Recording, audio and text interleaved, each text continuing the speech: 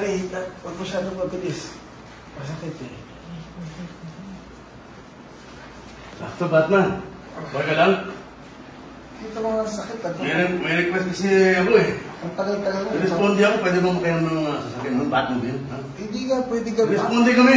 Ako lang nagdadrive ng Batmobile, walang iba magdadrive. Eh, may problema ka naman, diba? Ako na magdadrive ng Responde. Hindi ka, may problema ako eh. Hindi ka, ano nangyari?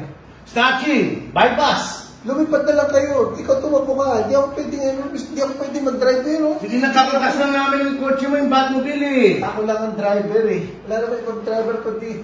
Ano yung susi? Hindi nga, Supergirl, ayaw telepono. Ayaw telepono. Tawagan ko na nga yung presipo, no? Hello? SPO4, kausapin ko si Kernel.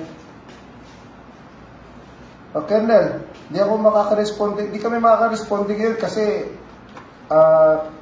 meron ako speaking engagement eh.